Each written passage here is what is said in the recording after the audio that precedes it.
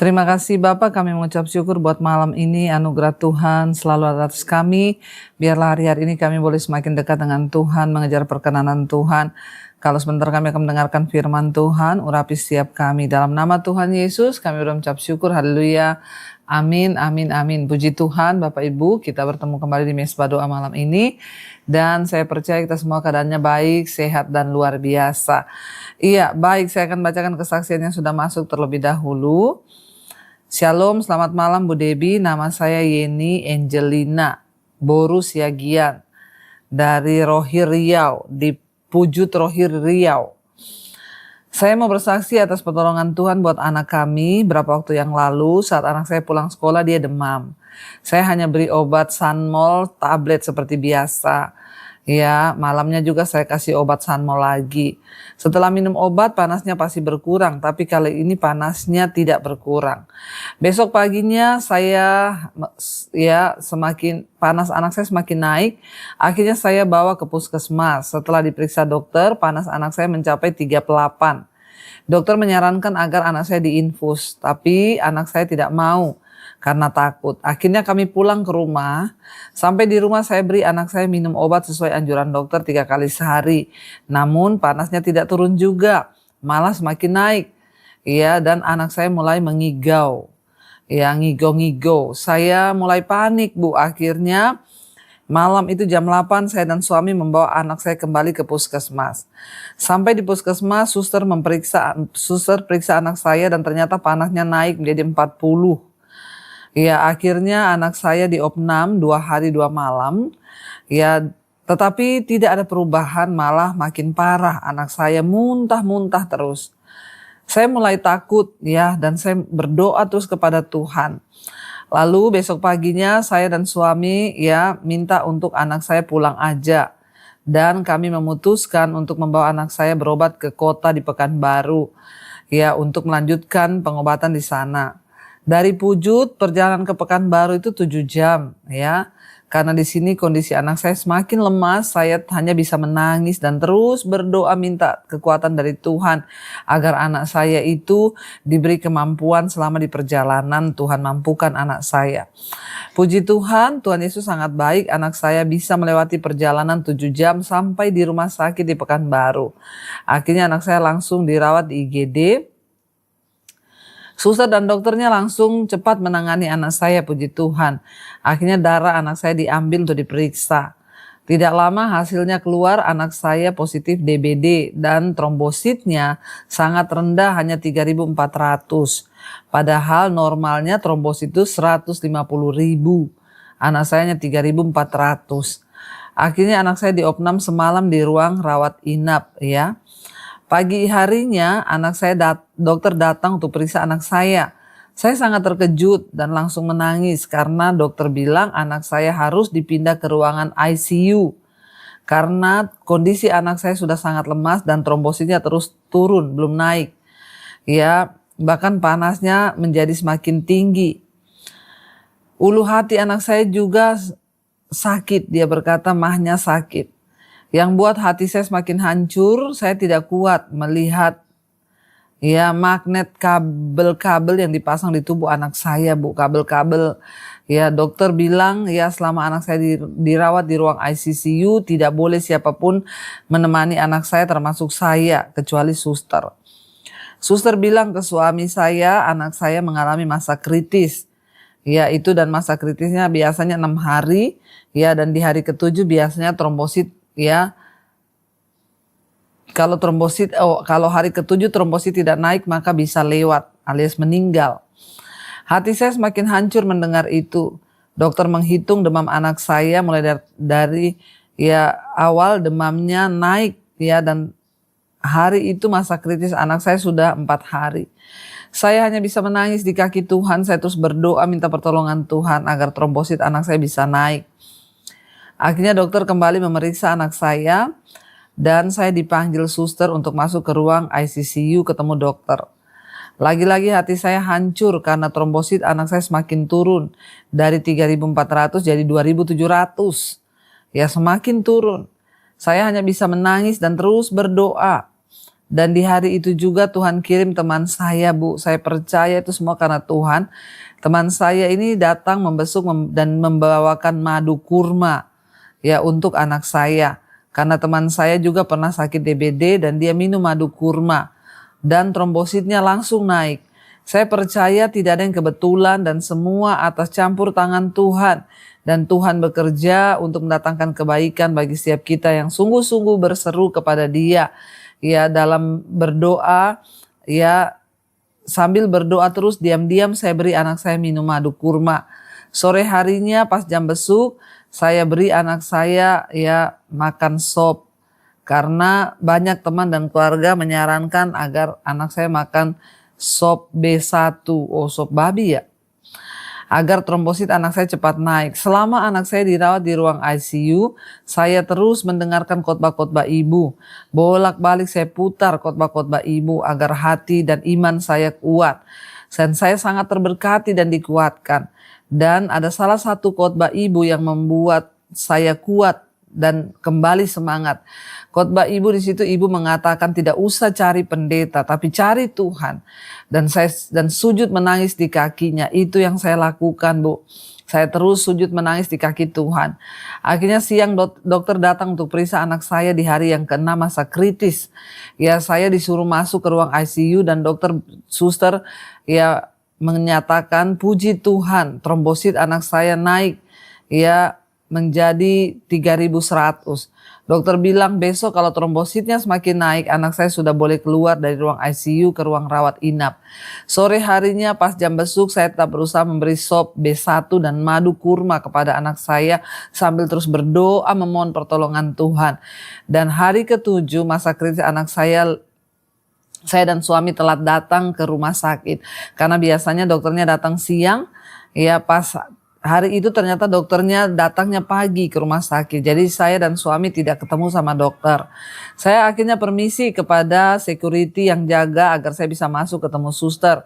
Puji Tuhan, Tuhan Yesus sangat baik. Suster berkata anak saya trombositnya hari itu naik menjadi 80.000. Dan hari itu juga anak saya boleh keluar dari ICU dan dipindahkan ke ruang rawat inap. Paginya dokter datang periksa, puji Tuhan anak saya sudah boleh pulang. Ya dokter bilang trombositnya perlahan-lahan sudah mulai naik. Dan saya percaya Bu itu semua karena anugerah Tuhan, pertolongan Tuhan tidak pernah terlambat. Setiap doa dan tetesan air mata saya, air mata kita semua diperhitungkan oleh Tuhan. Tuhan gantikan dengan sukacita atas kesembuhan anak saya. Sekian kesaksian saya ini, maaf kalau kesaksian ini panjang. Terima kasih Ibu Debbie buat khotbah-khotbah Ibu ya yang Ibu sampaikan. Ya doa saya Ibu semakin diberkati Tuhan, keluarga, pelayan dan seluruh tim Mesbah Doa Mesbah Syukur. Tuhan Yesus memberkati. Iya, puji Tuhan Bapak Ibu, ya kita percaya bahwa orang yang berseru pada Tuhan tidak akan pernah dipermalukan, tidak akan pernah ditinggalkan oleh Tuhan. Asalkan kita sungguh-sungguh berharap dan percaya kepada Tuhan. Iya, baik saudara, kita akan melanjutkan ya pembacaan firman Tuhan dan itulah ya kesaksian yang indah kita dengar. Biarlah kita terus berdoa dan berharap pada Tuhan ya, dan Dia Tuhan yang tidak pernah meninggalkan orang-orang yang terus setia mencari Dia. Apapun keadaan kita, percayalah bahwa Tuhan itu mendengar dan menjawab doa-doa kita. Kita akan lanjutkan pembacaan firman Tuhan hari ini. Kita sudah masuk di Amsal 29 ya. Amsal 29 ayat pertama. Firman Tuhan berkata demikian, siapa bersih tegang leher walaupun telah mendapat teguran akan sekonyong-konyong diremukan tanpa dapat dipulihkan lagi. Siapa bersih tegang leher walaupun telah mendapat teguran akan sekonyong-konyong diremukkan tanpa dapat dipulihkan lagi. Apa artinya bersih tegang leher? Ya, kepala batu, keras kepala. Sudah ditegur ya supaya bertobat. Sudah ditegur supaya insyaf. Sudah mendapat teguran ya. Telah mendapat teguran tapi tidak peduli, tetap bersih tegang leher. Ya, artinya apa? Tetap berprinsip pada kesalahan. Maka dikatakan firman Tuhan, dia akan diremukkan tanpa dapat dipulihkan lagi. Hati-hati saudara, firman Tuhan mengingatkan kepada kita hari-hari ini, kita jangan main-main. Ya, kalau kita itu melangkah di jalan yang salah, kita sudah ditegur oleh Tuhan lewat orang, lewat firman Tuhan, segeralah bertobat. Karena kalau kita tidak bertobat, dikatakan kita akan diremukkan tanpa dapat dipulihkan lagi. Ayat yang kedua, jika orang benar bertambah, bersukacitalah rakyat. Tetapi jika orang fasik memerintah, berkeluh kesahlah rakyat. Kalau orang benar bertambah, maka pasti akan ada sukacita, rakyat di satu bangsa di sini. Tetapi kalau orang fasik yang memerintah, maka rakyat akan susah. Kita berdoa supaya di bangsa kita ini banyak orang-orang benar naik dan ikut memerintah saudara di bangsa ini. Karena kalau orang fasik memerintah, maka akan disusahkan rakyat. Ayat 3, orang yang mencintai hikmat menggembirakan ayahnya, tetapi siapa yang bergaul dengan pelacur memboroskan harta. Orang yang mencintai hikmat, orang yang mencintai firman Tuhan, orang yang hidup takut akan Tuhan, itu menggembirakan ayahnya. Tetapi bergaul dengan pelacur akan memboroskan harta.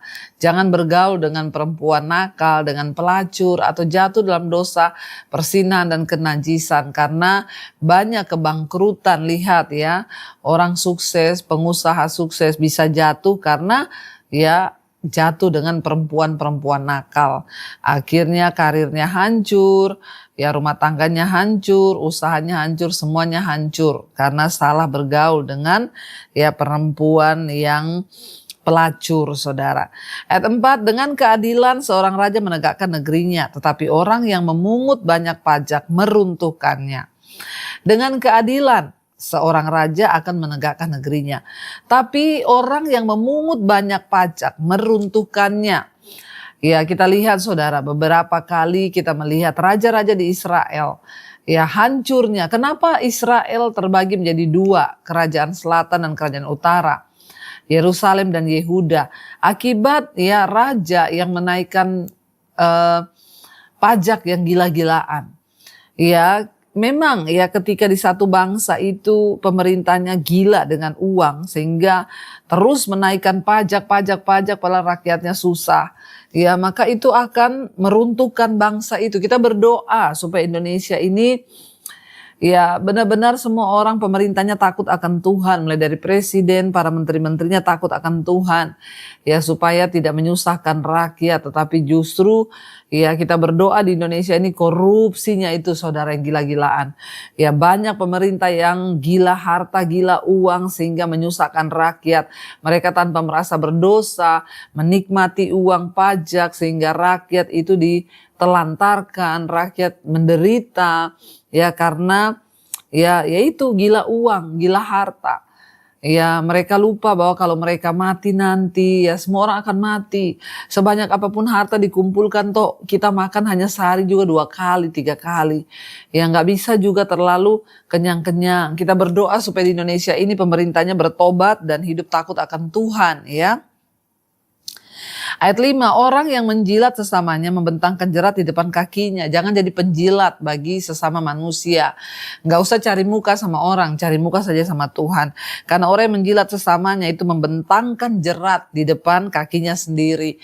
Jangan pernah menjadi orang yang menjilat, artinya apa? Engkau memasang jerat bagi kakimu sendiri. Ayat 6, orang yang jahat terjerat oleh pelanggarannya, tetapi orang benar akan bersorak dan bersukacita. Orang jahat akan terjerat dengan dosanya sendiri. Orang jahat akan terjerat oleh pelanggarannya sendiri, tapi orang benar akan bersorak dengan sukacita. Pilihlah untuk hidup menjadi orang benar, karena engkau akan bersorak dan bersukacita karena perbuatanmu. Sebaliknya, orang yang terus hidup dalam dosa akan masuk ke dalam jeratnya sendiri, saudara. Ya, ayat yang ketujuh, orang benar mengetahui hak orang lemah, tetapi orang fasik tidak mengertinya. Orang benar akan mengetahui hak-hak orang miskin, sehingga orang benar itu punya sikap yang murah hati, gampang ya, menaruh belas kasihan, tidak mau merampas hak orang lain. Tetapi orang fasik tidak mengerti, mereka makan terus rakus, ya uang orang dikorupsi, hak orang diambil semuanya. Ya, mari kita berdoa saudara supaya kita ini tidak jadi orang-orang yang rakus ya. Ayat 8, pencemooh mengacaukan kota, tapi orang bijak meredakan amarah. Kita berdoa saudara supaya di bangsa ini juga tidak banyak pencemooh. Karena pencemooh itu bikin keributan ya di bangsa, di kota ya. Tetapi orang bijak meredakan amarah. Mari kita jangan jadi pencemooh yang suka mengata-ngatain orang. Ya biarlah kita jangan mengata-ngatain orang, apalagi ya orang lain. Kita harus sama-sama saling menghormati. Mau dia miskin, mau dia kaya, mau dia apa, jangan ngata-ngatai sembarangan saudara ya. Karena ya kita ini dikatakan akan menjadi pengacau dan tidak akan diberkati Tuhan. Ayat 9, jika orang bijak berperkara dengan orang bodoh ya. Jika orang bijak berperkara dengan orang bodoh itu mengamuk dan tertawa sehingga tidak ada ketenangan. Ya, orang bodoh itu mengamuk dan tertawa sehingga tidak ada ketenangan. Jangan sekali-sekali berbantahan dengan orang bodoh. Ya, makanya ada kata-kata yang berkata yang waras ngalah. Ya, biarkan yang gila berkata-kata, tertawa, biarin. Yang penting kita yang waras ngalah. Ayat 10, orang yang haus akan darah membenci orang saleh, tetapi orang jujur mencari keselamatannya. Orang yang haus akan darah, ya, membenci orang yang benar, orang yang saleh. Tetapi orang yang jujur, ya dikatakan tapi orang yang jujur mencari keselamatannya. Ingat, apa yang kita tabur itu akan kita tuai. Kalau kita jadi orang jujur, maka kita akan diselamatkan oleh Tuhan. Jangan pernah lelah menjadi orang benar, tetaplah setia menjadi orang benar karena Tuhan akan memberkati orang yang benar. Mari kita tundukkan kepala, kita satukan hati, kita renungkan firman. Terima kasih Bapa, kami mengucap syukur buat malam ini anugerah Tuhan melimpah atas kami. Firman Tuhan mengingatkan kami untuk kami boleh selalu menjadi orang benar yang mengejar perkenanan Tuhan agar hidup kami bersuka cita. Kami tahu dan percaya apapun masalah kami, ketika Tuhan berjalan bersama kami, ketika kami hidup menjadi pelaku firman, maka semuanya Tuhan akan terselesaikan dengan cara Tuhan yang ajaib. Karena kami percaya orang yang benar akan disertai oleh kebahagiaan. Sebaliknya orang fasik dan orang berdosa akan mengalami murka, kesialan dan tidak dapat dipulihkan lagi. Kami berdoa biarlah kami semua bertobat dari dosa-dosa kami sehingga setiap masalah kami, masalah keuangan, hutang piutang, masalah sakit penyakit, masalah keluarga, semuanya Tuhan turut bekerja mendatangkan pemulihan. Kami tidak mau mendikte Tuhan dalam setiap masalah kami. Kami mau belajar percaya dan berharap hanya pada Tuhan. Yang mencari pekerjaan, yang ingin menjual aset untuk menyelesaikan masalah keuangan, Tuhan turut bekerja. Kami tahu semua jawaban doa kami ada di dalam tangan Tuhan. Karena itu Tuhan, biarlah Engkau berperkara bersama dengan kami. Juga buat bangsa kami berdoa biarlah hujan pertobatan tercurah atas bangsa ini. Mulai dari pemerintah sampai ke seluruh rakyatnya, kami hidup takut akan Tuhan.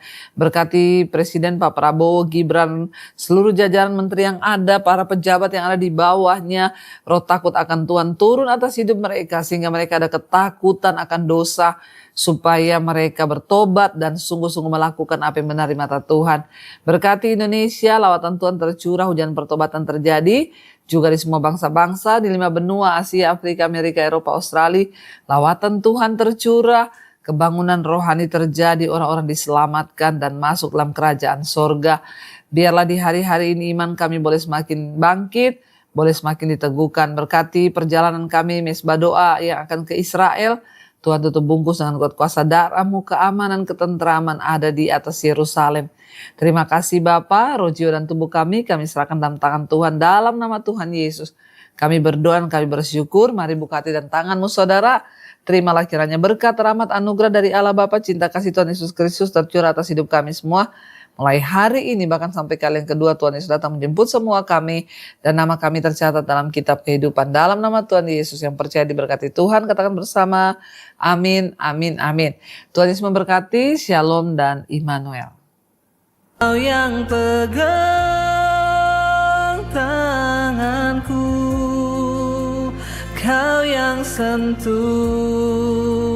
hatiku, selamanya ku cinta Kau Yesus, selamanya ku menyembah-Mu.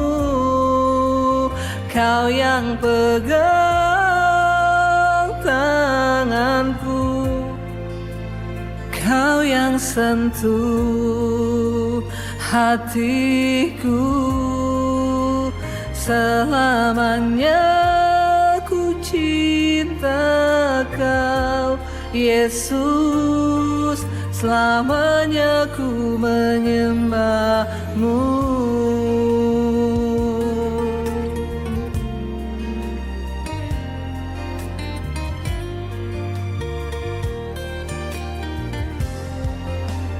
Kau yang pegang tanganku, Kau yang sentuh hatiku, selamanya ku cinta Kau Yesus, selamanya ku menyembah-Mu. Kau yang pegang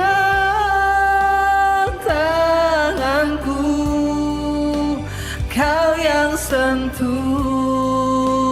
hatiku, selamanya ku cinta Kau Yesus, selamanya ku menyembah-Mu.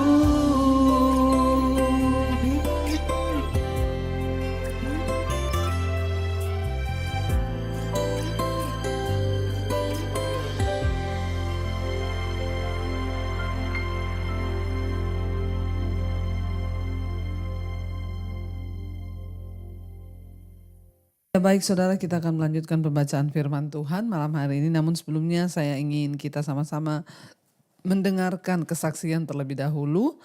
Ya, puji Tuhan, hari ini saya sudah berada di Jakarta kembali. Terima kasih buat dukungan doa. Ya, tadi sore ini udah landing di Jakarta ya.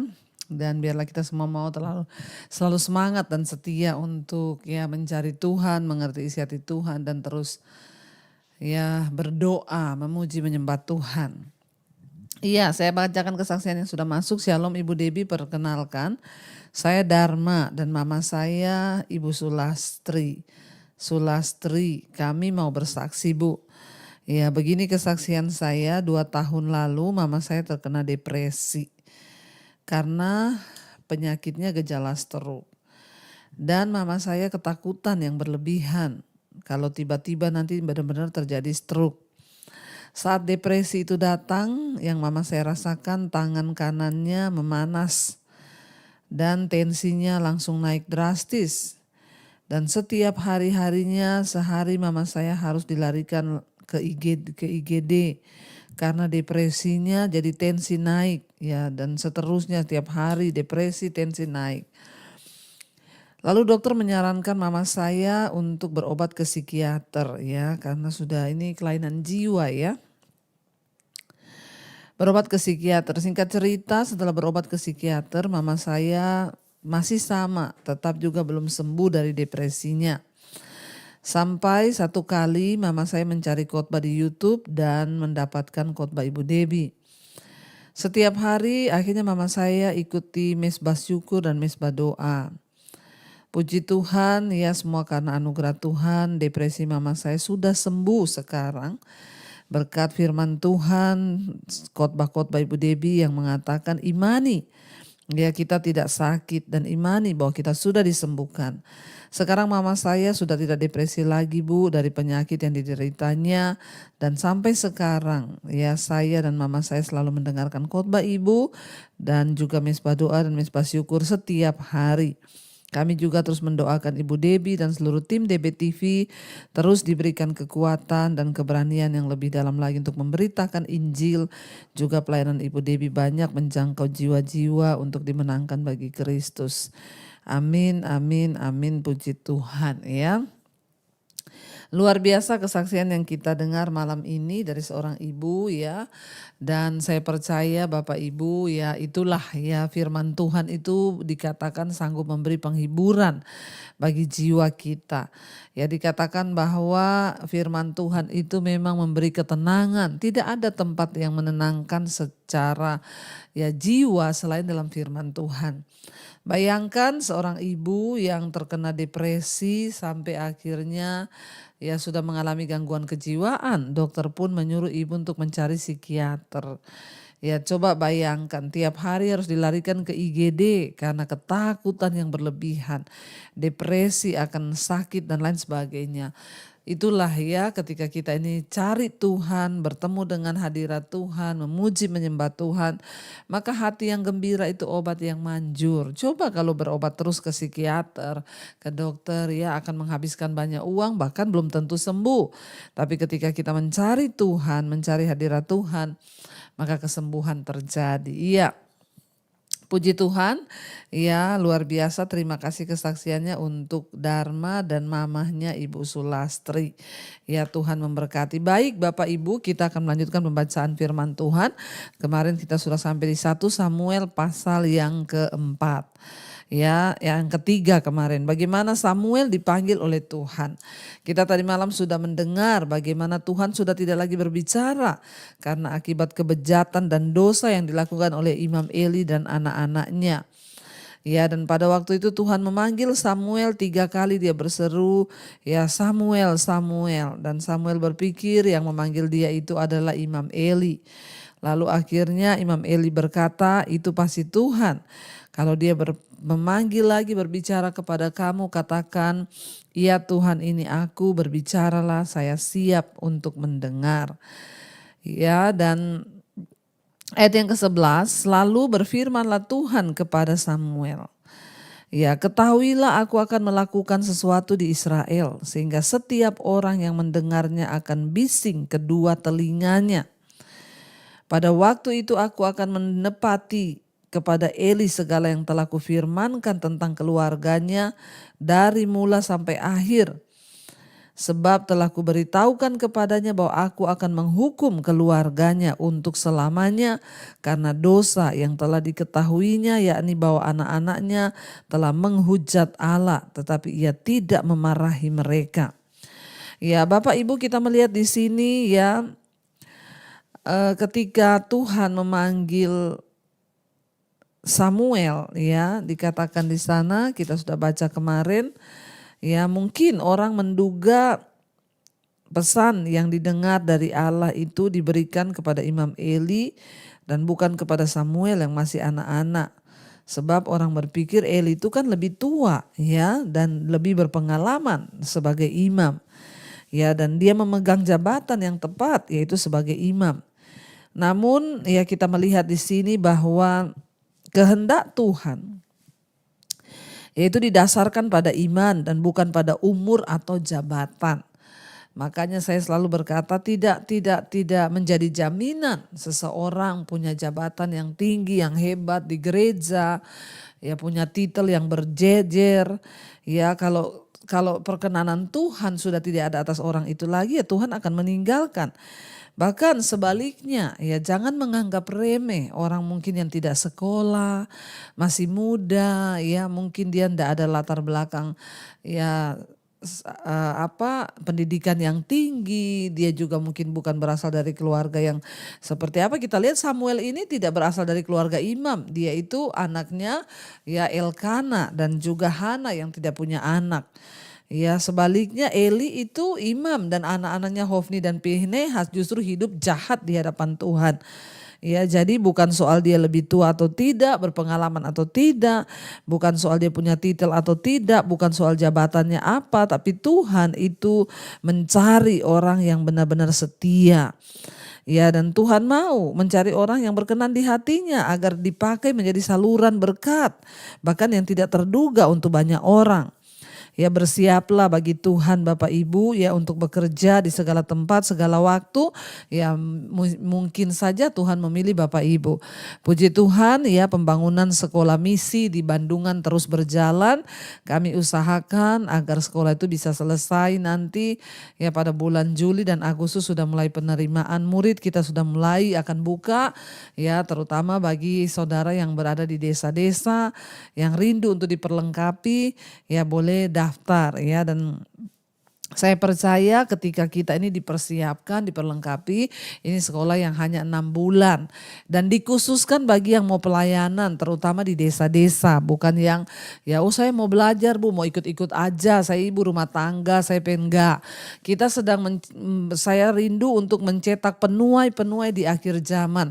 Orang-orang yang benar-benar punya hati misi, setelah lulus dia kembali ke desanya, dia buka pelayanan di desa, ya kita juga bisa menopang. Jadi seperti itu kerinduan kami, bukan yang cuma saya pengen Bu daripada saya nganggur, tidak ya Bapak Ibu.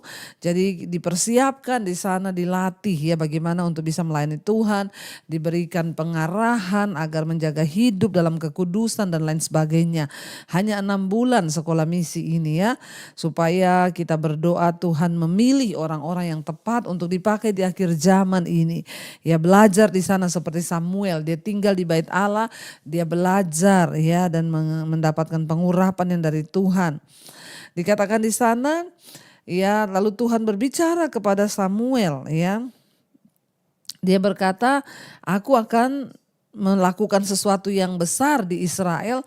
Semua orang yang mendengarnya akan menjadi bising telinganya, akan kaget dengan hal yang akan Tuhan kerjakan. Dan aku juga akan menepati segala perkataanku kepada keluarga Eli. Ya dari awal sampai akhir aku sudah berkata aku akan menghukum Eli dan anak-anak mereka.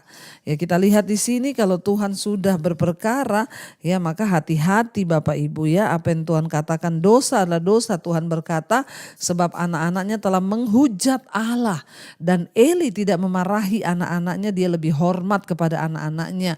Bayangkan sikap mereka dianggap menghujat Tuhan, mencuri persembahan, ya korban sembelihan, lalu memperkosa anak-anak perempuan yang melayani di bait Allah. Ini benar-benar adalah satu kebejatan yang tidak menghormati Tuhan, bahkan mereka dianggap menghujat Tuhan. Jangan sampai akibat dosa kita ini akhirnya jatuhnya menghujat Tuhan ya. Dikatakan di sana Eli sudah menghabiskan seluruh hidupnya untuk melayani Allah. Tanggung jawabnya adalah mengawasi ya jalannya ibadah yang ada di Israel. Tapi dalam mengejar misi besar ini ia melupakan tanggung jawab dalam keluarganya sendiri. Ya karena itu jangan biarkan ya keinginan kita untuk melakukan atau hanya untuk melayani Tuhan namun membuat kita mengabaikan keluarga kita ya, bahkan akhirnya kita ya tidak menjadi contoh dan teladan. Kita boleh melayani tapi jangan lupa ajarkan kebenaran kepada anak-anak kita agar mereka menghormati Tuhan, bukan untuk pencitraan tapi ajarkan anak-anak kita menghormati Tuhan. Jangan sampai mereka menghujat Tuhan sehingga kutuk itu datang ya dalam kehidupan kita karena mereka menghujat Tuhan. Dikatakan di sana ayat 15 ya Samuel tidur sampai pagi, kemudian dibukanya pintu rumah Tuhan. Samuel segan memberitahukan penglihatan itu kepada Eli. Tetapi Eli memanggil Samuel, katanya, Samuel anakku. Jawab Samuel, ya Bapa. Kata Eli, apakah yang disampaikannya kepadamu? Ya Eli bertanya, apa yang disampaikan Tuhan kepadamu? Ya tapi Samuel itu tidak enak hati untuk memberitahukan kepada Eli karena ya perkataan firman Tuhan itu bahwa Tuhan akan menghukum keluarga Eli dan anak-anaknya. Ya dan Eli bertanya, apa yang disampaikan Tuhan kepadamu? Janganlah kau sembunyikan kepadaku. Ya kiranya beginilah Allah menghukum engkau. Bahkan lebih lagi daripada itu, jika engkau menyembunyikan sepatah kata pun kepadaku dari apa yang disampaikannya kepadamu itu. Jadi Eli bertanya, ya jangan engkau sembunyikan ya apa yang Tuhan sampaikan supaya ya engkau tidak dihukum, kata Eli. Sampaikan saja, tidak tidak usah takut, sepatah kata pun jangan kau sembunyikan. Lalu Samuel memberitahukan semuanya itu kepadanya dan tidak menyembunyikan sepatah pun. Kemudian Eli berkata, ya dia Tuhan, biarlah diperbuatnya apa yang dipandangnya baik. Ya, jadi Samuel tidak takut. Kalau itu memang kebenaran, sampaikan. Apalagi Tuhan yang menyuruh menyampaikan, harus disampaikan. Ya, karena kalau tidak kita yang akan berurusan dengan Tuhan. Berbahaya kalau kita tidak menghormati Tuhan dan menyembunyikan ya apa yang harus kita sampaikan. Dan dikatakan di sana akhirnya Samuel menyampaikan sesuai dengan apa yang Tuhan sampaikan. Ya, dia harus menghormati Tuhan lebih dari segala-galanya. Samuel memberitahukan semua itu kepadanya dengan tidak menyembunyikan sesuatu pun. Kemudian Eli berkata, dia Tuhan, biarlah diperbuatnya apa yang dipandangnya baik. 19, dan Samuel makin besar dan Tuhan menyertai dia dan tidak ada satupun dari firman-Nya itu yang dibiarkannya gugur. Maka tahulah seluruh Israel dan sampai Betseba bahwa kepada Samuel telah dipercayakan jabatan nabi Tuhan. Dan Tuhan selanjutnya menampakkan diri di Silo sebab ia menyatakan diri di Silo kepada Samuel dengan perantaraan firman-Nya. Jadi pada akhirnya Tuhan memilih Samuel menggantikan Imam Eli. Kita melihat Tuhan itu sanggup dan dia mau pakai siapa saja yang dia mau pakai ya tanpa harus ada yang bisa mengatur Tuhan. Bahkan ketika Samuel menyampaikan tentang penghukuman Tuhan kepada Eli, Eli berkata ya terjadilah seperti yang Tuhan inginkan sebab dia adalah Tuhan. Ya, dan mari kita belajar malam ini Bapak Ibu bahwa berhati-hati dengan hidup kita, terutama dalam kita mendidik anak-anak. Kalau salah katakan salah. Ya, tidak apa-apa menegur anak-anak, memarahi mereka kalau itu untuk kebenaran firman Tuhan. Ketika hidup mereka sudah tidak lurus, sampaikan kebenaran. Hari-hari ini banyak orang tua yang kehilangan wibawa, tidak berani menegur anak. Padahal anaknya itu salah.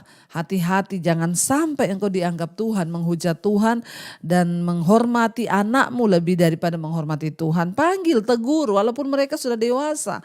Kasih tahu bahwa itu tidak benar loh. Firman Tuhan mengajarkan begini. Ya, kasih tahu supaya mereka itu mendengar firman. Siapa tahu hidup mereka diubahkan, mereka mau bertobat. Iya, kita akan lanjutkan besok. Mari kita tundukkan kepala, kita berdoa Bapak Ibu ya. Terima kasih Tuhan, kami bersyukur buat malam ini Tuhan. Engkau yang mengajari kami akan kebenaran-Mu. Hamba berdoa untuk seluruh jemaat Mezbah Doa dimanapun berada. Engkau lawat setiap kami belajar dari kebenaran firman-Mu untuk hidup menjaga kekudusan di hadapan Tuhan.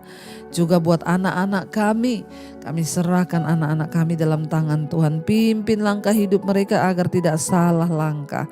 Mereka berjalan dalam kekudusan, dijauhkan dari kenajisan, percabulan, dijauhkan dari hal-hal yang tidak berkenan. Kami berdoa Roh Kudus tolong pimpin anak-anak kami agar hidup mereka menyenangkan Tuhan, dan beri kami keberanian untuk menegur anak-anak kami ketika kami tahu mereka berdosa, supaya kami tidak menghujat Tuhan. Berkati Bapa semua anak-anak-Mu, umat-Mu yang terus mencari perkenanan Tuhan, yang sedang adalah masalah hutang piutang, masalah keuangan. Tuhan turut bekerja mendatangkan kebaikan. Bebaskan Tuhan setiap yang terikat juga dengan dosa-dosa, kenajisan, percabulan, homoseksual, lesbian, perselingkuhan, obat-obatan terlarang, minuman keras, yang terikat dengan judi, rokok, yang terikat dengan kekecewaan, kepahitan, ketakutan, dilepaskan dalam nama Yesus. Biarlah hidup kami berkenan di hadapan Tuhan. Bagi mereka yang bergumul untuk punya keturunan, Engkau bukakan kandungan yang tertutup, keturunan ilahi Tuhan berikan dalam nama Yesus. Kami juga mengangkat tangan bagi bangsa dan negara kami Indonesia. Lawatan Tuhan terjadi bagi Indonesia dari Sabang sampai Merauke. Berkati pemerintahan di atas bangsa kami, Bapak Presiden Jokowi, wakilnya, seluruh jajaran kabinet yang ada, TNI, Polri, lembaga-lembaga negara, bahkan kepala-kepala daerah. Tuhan sucikan dan kuduskan agar hidup kami boleh sungguh-sungguh memuliakan nama Tuhan. Berkati juga Tuhan Bapak Presiden Jokowi dan wakilnya, biarlah hidup takut akan Tuhan menjelang pemilu 2024. Biarlah Tuhan memilih pemimpin yang terbaik bagi Indonesia, agar Indonesia hidup dalam takut akan Tuhan. Berkati juga seluruh bangsa-bangsa di 5 benua, Asia, Afrika, Amerika, Eropa, Australia. Tuhan berkati agar semakin banyak orang diselamatkan, bangkitkan semakin banyak orang berdoa bagi kota-kota dan bangsa di mana mereka tinggal. Terima kasih Bapa, kami mengucap syukur buat malam hari ini. Firman-Mu menegur, menasehati, merubah hidup kami. Karena itu Bapak Ibu, mari angkat tangan-Mu, buka hati-Mu di hadapan Tuhan. Terimalah kiranya berkat dari Allah Bapa, cinta kasih Tuhan Yesus Kristus, penyertaan Allah Roh Kudus melimpah atas hidup kita mulai malam hari ini bahkan sampai kali yang kedua. Tuhan Yesus datang menjemput kita, nama kita tercatat. Segala pujian, hormat, kemuliaan hanya bagi Tuhan Yesus Kristus. Lihat hati kami Tuhan. Kami datang memberi hati dan hidup kami bagi Tuhan. Biar Engkau bertahta dalam hidup kami. Engkau hadir di dalam hati kami. Engkau mengubah hadiran Tuhan di tengah kami malam ini. Bapak urapi setiap kami, bahkan urapi hamba-Mu yang tidak ada apa-apanya Tuhan. Berbicara dan sampaikan isi hati-Mu bagi kami. Kami buka hati kami bagi firman Tuhan. Di dalam nama Tuhan kami Yesus Kristus yang percaya Tuhan di tengah kita, memberkati kita, katakan bersama. Amin. Amin. Amin. Iya, silakan duduk Bapak Ibu yang terkasih, luar biasa ya, semangatnya dahsyat ya. Shalom. Terima kasih Pak Ambarita buat kepercayaannya. Saya boleh ada di tengah Bapak Ibu malam hari ini. Nama saya Debbie Basjir. Ada yang sudah mengenal saya? Nah, yang belum kenal angkat tangan. Berarti Anda kurang gaul. Iya, kalau belum kenal bisa subscribe channel YouTube saya Debbie Basjir TV ya, jangan lupa. Iya, terima kasih sekali lagi ya dari Indonesia. Ini pertama kalinya saya ada dan datang di Sydney. Ya, semua karena anugerah Tuhan, semua karena Iya, dan saya bertobat tahun 95. Semua sudah dengar kesaksian saya? Sudah semua ya. Jadi saya bertobat, terima Tuhan Yesus tahun 95, ya saya tidak pernah punya cita-cita jadi pendeta. Jauh dari ya hidup saya, karena dulu saya sebelum bertobat saya pelatih senam aerobik. Makanya gayanya begini nih. Tapi Tuhan pilih siapapun yang Dia mau pilih, Dia pakai siapapun yang Dia pakai. Ya, karena dari kecil saya tuh sudah diwanti-wanti sama papi saya, jangan berteman dengan orang Kristen. Ya, apalagi pacaran dengan laki-laki Kristen. Kalau sampai kamu menikah sama orang Kristen, papi saya bilang, lebih baik papi masuk penjara. Papi bunuh kamu daripada kamu bikin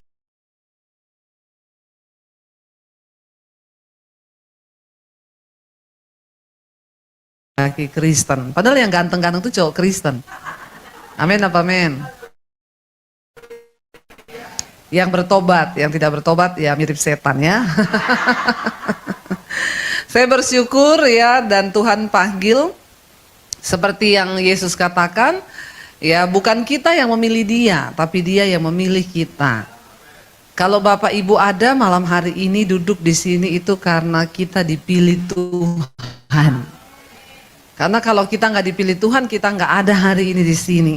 Justru karena kita dipilih Tuhan, saya yang tidak pernah pendeta, kalau saya bisa berdiri hari ini di tengah Bapak Ibu tuh karena saya dipilih Tuhan. Ya, dan Dia tidak pernah lihat latar belakang kita. Ya, waktu itu saya sudah mau bunuh diri karena ya hidup saya jauh dari kasih karunia Tuhan. Ya, saya melakukan banyak dosa. Karena saya pikir dulu kemerdekaan di hidup saya adalah ketika saya bisa melakukan apa yang saya mau. Ternyata semakin jauh dan iblis itu menuduh.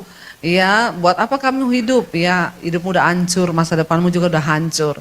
Karena papi saya galak banget ya, dia kalau mukul itu nggak kira-kira. Ya dari kecil ya saya kalau dipukulin tuh biar merayap minta ampun juga nggak diampuni. Jadi banyak kepahitan di hati saya dan saya jatuh makin dalam tapi di satu titik saya bertanya, ya kenapa sih Tuhan tuh menciptakan manusia? Sebuah pertanyaan muncul di benak saya, kenapa ya Tuhan itu kurang kerjaan menciptakan manusia di dunia cuma untuk kita berdosa, lalu ketika kita berdosa kita masuk neraka. Kenapa sih Tuhan itu seperti itu ya? Sebuah pertanyaan muncul dan saya percaya ya Tuhan itu ada. Orang yang paling bodoh di dunia ini adalah orang yang gak percaya ada Tuhan. Orang yang paling malang di dunia ini adalah orang yang tidak percaya bahwa ada satu kuasa yang menciptakan. Ya, saya percaya Tuhan tuh ada, tapi saya nggak tahu siapa dia. Tapi saya percaya bahwa dia ada. Kita kalau belajar, ya dulu kita belajar tentang alam semesta, kita belajar tentang penciptaan manusia. Dulu saya dari biologi, ya kalau kita belajar bagaimana Tuhan menciptakan, ya kalau kita masuk lebih dalam melihat DNA manusia, kromosom, itu tuh nggak mungkin kalau nggak ada satu kuasa yang mengatur semua itu. Kita lihat tata surya, kita lihat bumi berputar pada porosnya. Itu kalau nggak ada kuasa yang mengaturnya maka nggak mungkin. Kita diciptakan semua manusia ya punya dua mata, satu hidung, satu mulut, dua telinga, tapi nggak ada mukanya yang sama. Semua matanya dua kan? Nggak ada yang satu kan? Hidungnya dua, ya lubangnya menghadap ke bawah lagi semua ya. Jadi nggak usah dioperasi ya. Kalau yang menghadap ke atas itu baru operasi ya. Tapi kalau menghadap ke bawah sudahlah disyukuri saja. Yang penting masih ada lubang dua, ya bisa napas. Kalau lubangnya menghadap ke atas ya itu baru operasi. Karena kalau hujan masuk air bisa mati ya. Jadi saya melihat bahwa Tuhan itu ada. Jadi terlalu bodoh kalau ada orang yang berkata bahwa tidak ada Tuhan.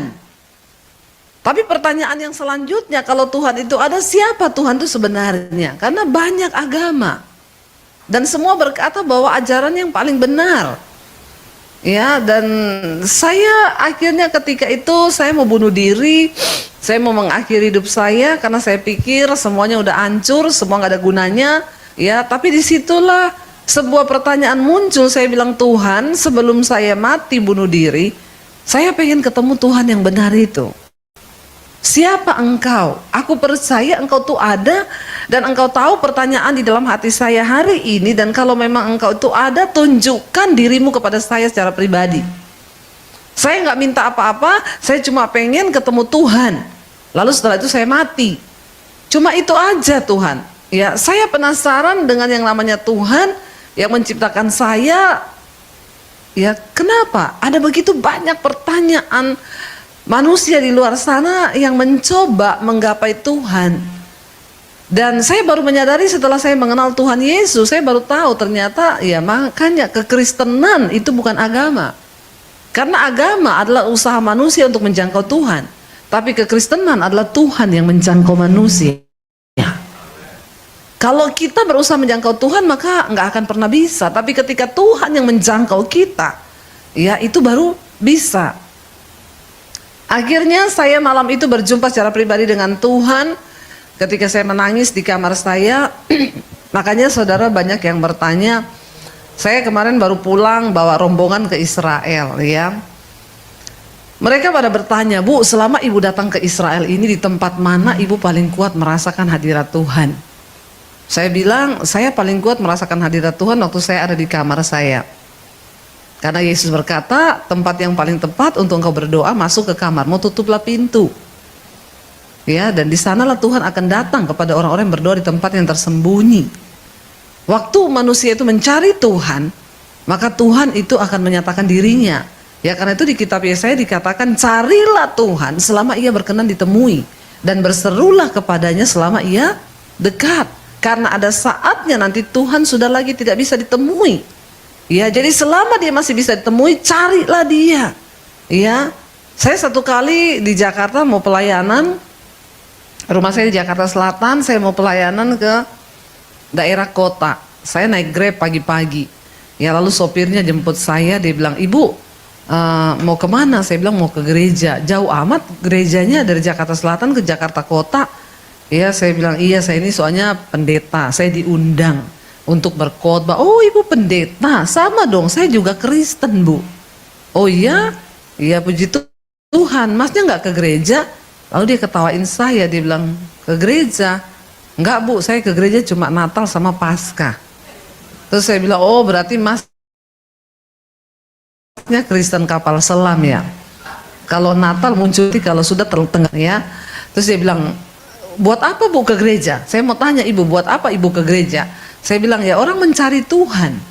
Lalu dia bilang, dia ketawain saya, Tuhan kok dicari-cari. Terus saya bilang, loh maksudnya saya nggak pernah cari Tuhan bu, karena Tuhan itu di hati, nggak usah dicari.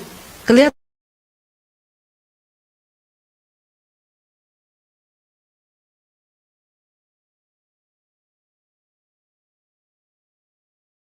saya yang sesat, saya Tuhan di hati. Kenapa masih cari Tuhan? Terus saya bilang, oh begitu ya. Saya bu maaf ya, walaupun saya mabok, saya tetap nyanyi lagu rohani. Dahsyat ya, itu banyak di Medan sana sama di Manado itu. Orang mabok tapi nyanyi lagu rohani. Ya, itu banyak di sana ya. Iya ya, saya bilang, oh luar biasa ya mas ya. Iya, saya biar mabok tetap bu, yang keluar tuh lagu rohani. Karena Tuhan di hati. Mantap ya saya bilang. Saya kehilangan kata ngomong sama orang begini ya. Akhirnya Tuhan tuh taruh sebuah perkataan di hati saya. Saya bilang, oh jadi masnya yakin Tuhan di hatimu? Iya. Pertanyaan saya mas, apakah kamu ada di hati Tuhan? Ya, dia langsung diam. Dia bilang, ah kalau itu saya tidak tahu ibu. Saya bilang, jadi begini mas, banyak orang ngaku-ngaku mengenal Tuhan, tapi hanya sedikit yang dikenal oleh Tuhan. Dan Alkitab berkata, Yesus bilang di akhir zaman nanti dia baru akan berterus terang. Orang datang mengaku, Tuhan aku melakukan mujizat demi namamu, aku usir setan demi namamu, aku membangkitkan orang mati demi namamu. Tuhan bilang, disitulah bahwa aku tidak mengenal engkau karena engkau pembuat kejahatan. Jadi ngeri loh ketika Yesus baru berterus terang. Jangan sampai kita sudah pede merasa kita menjadi Kristen, kita melayani Tuhan, tapi ternyata Tuhan tidak mengenal kita. Ya, mari kita sungguh-sungguh mencari Tuhan, melakukan apa yang terbaik. Saya pengen kita baca yuk, baca bersama Roma pasal 12. Ayat yang pertama dan ayat yang kedua, ini ayat hafalan ya, bahkan dari sekolah minggu. Roma pasal 12 ayat 1 dan 2, firman Tuhan berkata begini, kita baca bersama Roma 12 ayat 1 dan 2. Karena itu saudara-saudara, demi kemurahan Allah, apa di sana dikatakan? Aku menasehatkan kamu supaya kamu mempersembahkan tubuhmu sebagai persembahan yang hidup, yang kudus dan yang berkenan kepada Allah. Itu adalah ibadahmu yang sejati. Janganlah kamu menjadi serupa dengan dunia ini, tetapi berubahlah oleh pembaharuan budimu, sehingga kamu dapat membedakan manakah kehendak Allah, apa yang baik, yang berkenan kepada Allah dan yang sempurna. Ayat ini dengan jelas berkata, apa itu ibadah yang sejati? Ibadah yang sejati itu bukan hanya waktu kita datang di sini lompat-lompat nyanyi-nyanyi, tapi ketika kita tidak mempersembahkan hati dan hidup bagi Tuhan, ya nggak ada gunanya. Itu sama dengan layaknya orang di diskotik nyanyi-nyanyi tanpa mempersembahkan hidup. Ibadah yang sejati itu dikatakan, karena itu saudara-saudara, demi kemurahan Allah aku menasehatkan supaya kamu mempersembahkan tubuhmu ya sebagai persembahan yang hidup, yang kudus dan yang berkenan kepada Allah. Itu adalah ibadahmu yang sejati. Jadi ibadah yang sejati itu ketika kita mempersembahkan tubuh ini. Apa yang ada pada tubuh kita? Ada mata kita, ada hati, ada mulut, ada telinga, ada tangan, ada kaki, ya. Dan Tuhan minta kita mempersembahkan itu kepada Dia, dan itu adalah ibadah kita yang sejati. Bagaimana kita mempersembahkan mulut kita kepada Tuhan? Jangan ada kata-kata kotor yang keluar dari mulut kita. Jangan ada kata-kata yang mendukakan hati Tuhan. Jangan ada gosip, jangan ada hal-hal yang tidak berkenan kepada Tuhan. Bagaimana kita mempersembahkan hati ini kepada Tuhan? Jangan ada kepahitan di dalamnya. Jangan ada iri hati, jangan ada kebencian, jangan ada kedengkian. Bagaimana kita mempersembahkan tubuh ini, tangan kaki kita untuk kemuliaan Tuhan. Itu adalah ibadah yang sejati. Dan dikatakan di situ, janganlah kamu menjadi serupa dengan dunia ini, tetapi berubahlah oleh pembaharuan budimu. Kita ini manusia diciptakan dengan yang namanya akal budi. Hewan itu diciptakan punya tubuh, punya otak, tapi tidak punya akal budi. Apa itu akal budi? Untuk membedakan antara yang baik dan yang jahat. Kucing itu nggak punya akal budi, makanya dia nyolong, ngambil punya orang, dia nggak merasa berdosa karena dia memang nggak punya akal budi. Satu kali anak saya itu tanya begini, waktu anak saya masih kecil, dia bilang, "Mam, itu ada kucingnya temenku datang ke sini terus, dia mau kawinin kucing kita." Terus saya bilang, "Ya enggak apa-apa, Dek. Tapi kucingnya temenku itu udah punya istri. Masa dia mau kawin sama kucing kita? Ya berarti dia selingkuh dong." Terus saya bilang sama anak saya, "Enggak, Dek. Ya iya kan dia udah punya anak." Enggak ada kalau kucing hewan tuh dibilang selingkuh, enggak ada. Lalu anak saya bilang, "Loh kok bisa? Kalau manusia, manusia enggak boleh." Itu namanya selingkuh kalau manusia. Lah kenapa manusia enggak boleh, kucing boleh? Saya bilang, ya karena manusia diciptakan punya akal budi. Kalau kucing itu enggak punya akal budi. Lalu dia tanya, "Tapi teman saya itu ada, papahnya udah punya istri, tapi dia selingkuh sama perempuan lain." Saya bilang, itu namanya bapak-bapak kucing garong.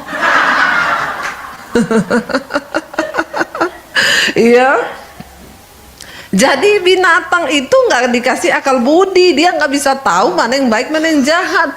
Tapi ayat ini berkata, berubahlah oleh pembaharuan budimu supaya kamu dapat membedakan manakah kehendak Allah, apa yang baik, yang berkenan kepada Allah dan yang sempurna. Dalam hidup ini kita harus bisa bedakan apa yang baik, yang berkenan kepada Allah dan yang sempurna. Baik saja belum tentu berkenan. Nah, ketika kita mengenal Tuhan, maka Tuhan memperbaharui akal budi kita. Berubahlah oleh pembaharuan budimu. Dari mana kita bisa mengalami perubahan? Waktu kita membaca firman Tuhan. Saya bersyukur dulu saya sebelum bertobat, saya ini karakternya hancur, rusak. Karena saya nggak kenal firman. Lalu ketika saya bertobat, saya mulai baca Alkitab. Saya baca Alkitab itu 1 hari 6 sampai 7 jam. Saya baca itu di kamar mandi karena saya takut ketahuan. Papi saya itu punya pedang panjang 1,5 meter di bawah kolong tempat tidur. Dia punya pistol di lemari. Dari kecil saya sudah diwanti-wanti, jangan sampai kamu jadi Kristen ya. Awas kamu bergaul sama orang Kristen, kamu nikah, kamu jadi Kristen, bener papi bunuh kamu. Di bayangannya papi saya bisa jadi Kristen kalau saya pacaran dengan orang Kristen. Tapi ternyata itu nggak terbatas. Justru saya bisa mengenal Tuhan bukan karena saya pacaran dengan orang Kristen, tapi Yesus datang di saya secara pribadi karena dia pilih saya. Dan hari itu ketika Tuhan mendatangi saya secara pribadi, semuanya berubah. Akhirnya nggak ada pikiran mati, nggak ada pikiran bunuh diri yang ada di benak saya cuma pengen kenal siapa Tuhan Yesus. Lalu saya baca firman. Saya mulai baca Alkitab. Setiap hari saya baca Alkitab, ya terutama dari Perjanjian Baru. Saya ke gereja, saya diam-diam, saya pakai baju senam dari rumah. Sampai di gereja saya dikasih Alkitab. Ya saya mulai baca Alkitab. Setiap firman yang saya baca itu saya menemukan sesuatu yang begitu berharga bagi jiwa saya. Saya nggak tahu apakah orang Kristen juga mengalami itu. Tapi saya mengalami itu. Seperti dibukakan semua tulisan itu menjadi hidup dan benar-benar mengubahkan hidup saya. Terutama ketika saya baca perjanjian baru, apa yang Yesus katakan, surat-surat dari Rasul Paulus, itu sangat-sangat, ya kayak saya menemukan jiwa itu seperti menemukan satu makanan yang dahsyat begitu. Dalam diri saya harus melakukan ini. Ya, saya harus mempraktekkan ini. Saya harus ya menjadi pelaku firman ini. Jadi ketika saya baca, jangan kamu kalah dengan kejahatan, tapi kalahkanlah kejahatan dengan kebaikan. Saya mulai belajar, ya karena dulu saya itu pemarah, emosi, egois. Ya orang kalau nggak mengenal Tuhan ya rusak karakternya, hancur. Dan apalagi saya hidup di Sulawesi, beda sama suami saya yang orang Solo. Ya, dari segi warna kita sudah berbeda. Saya warna merah, dia warna hijau.